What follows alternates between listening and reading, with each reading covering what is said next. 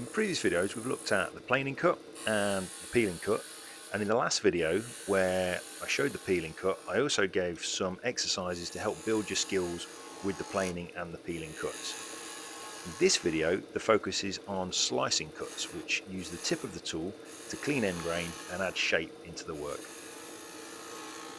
You can see that the peeling cut that I've taken down here has left a very coarse finish on the end grain of this pine, and that's because it's the side of the tool that's really causing that. It's not really cutting it cleanly. So the best way to clean that is to use the very tip of the tool. So the cuts we've been doing so far have all used the edge of the tool, but the cuts from here on, we're going to be using the very tip of the tool. Now, if you're using a more conventional skew, something like this one, then the long point is the one that you're going to be using mostly. Occasionally you can use the short point, but for this particular cut, it's the long point that you'd be using. With my signature beading and parting tool, there's 2 points and they're both the same. So it doesn't matter as long as they are sharp. So I'm going to show you the cut from this angle, and I'll show you the improvement in the surface finish. And then I'm going to adjust the camera angle to show you in a bit more fine detail the exact presentation of the tool. Just like when we're doing the peeling cut, you never just push the tool directly into the wood like that. You're always going to be slicing. So we start with the handle low, and the handle lifts so that the tip arcs and slices in to the center of the wood. So I'm going to do that cut a couple of times. And you see I'm using the very tip of the tool. Just lost that there. We'll do that one more time. And you can see how the tip of the tool arcs in towards the center of the timber. One more, so we do that a bit more cleanly. Okay. So I'll stop the lathe and have a little look at that. That should have improved that surface finish quite a lot. There we go. That's much, much better than it was before. Far more acceptable to have that sort of surface finish. So I'm just going to adjust the camera and show you that from another angle. So with this slightly adjusted camera angle, it's really important to emphasize the exact position of the tool. The first thing to notice is that the bevel of the tool, this part here, the part that you sharpen, is going to point in the direction of travel. So it throws the handle out to this strange kind of angle. It feels a bit strange, but it is right. It's really important to understand how the bevel affects the direction that you're cutting. And that's not just with a skew, that counts for a spindle gouge, a bowl gouge, any tool that needs, creates a bevel rubbing cut. You have to understand that the bevel will point in the direction of travel. Once you understand that, it's important to make sure we only cut on the very tip of the tool. If any of the rest of this edge contacts with this surface here, we're going to get a catch. The tool will be thrown back and there'll be a chunk missing out of this edge. So you don't just go in with the tool edge perfectly horizontal. There's a very slight tip to the tool. It is very slight as well. It's only a degree or two, but it's just enough to ensure there's always a gap between the wood and the edge of the tool, and I'm only going to cut on the very tip. So I'm going to make that cut a few times, and hopefully you'll be able to see exactly what I mean by that. So you can see the bevel of the tool is pointing in the direction of travel.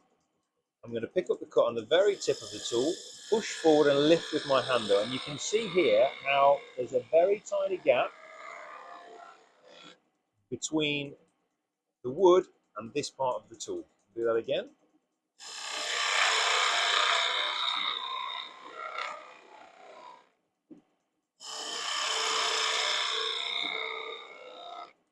I'm going to do it once with the, or a couple of times with the more conventional skew, so the long point of the conventional skew.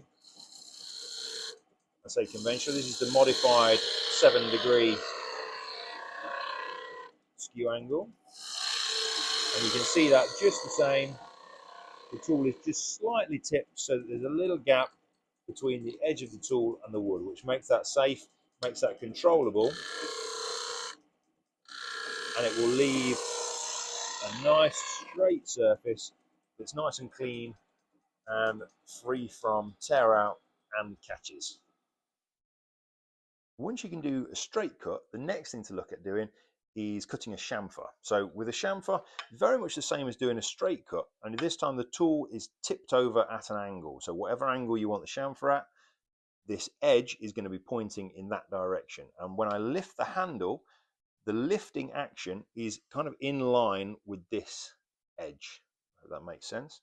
So when I'm slicing, I'm going to slice like that, in line with that edge. Let's do a cut and show you how that looks. So I'll do initially a cut off the corner here. So again, handle low, I'm going to lift in. I'm lifting in the direction that I want that angle. So that's quite a straight angle. If I need a more steep angle, I just tip it and lift it at a slightly different angle. And again, if I want a straighter one, we're going something like that. So that's a chamfer. We can also use that cut to create V grooves. So if I put a line, or 3 lines, let's say here, here, and here, like that, I can make an initial little groove in the center just by lifting the tool in, but the tool soon stops and doesn't really go anywhere. So then we can make some space for that by tipping the tool and lifting and slicing it in there, and then tip it the other way. So you can see that a V is being created. And we can just do that each side.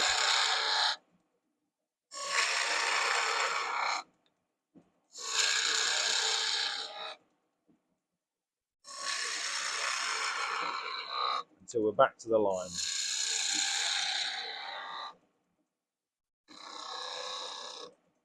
Yeah. So there we've got a really nice clean V-shaped cut and a chamfer. And using the tip like that, you get a really nice slicing cut, really clean, even on this soft pine, really nice clean cut. So the next thing to do, after we've done a straight cut and a V-shaped cut, is to put a slight dome into it. So again, if we look at this shape here, the straight cut looks like this. Straight down. A slight chamfer looks like this. And then if I want to make that, rather than a straight chamfer, into a bit of a dome, then it's the same cut, but as I'm going through that slicing action, there's a very slight roll of the wrist that's going to bring that edge around, and I'm going to need to swing the handle around a little bit as I go as well.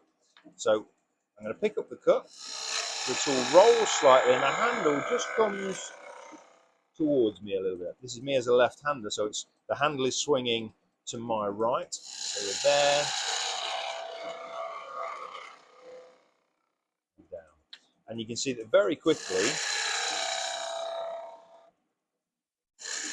I can produce this gentle dome shape. Okay? And I can then make that more severe. If I want to bring that back to start perhaps here, then I can just start with the tool a little bit further round like that.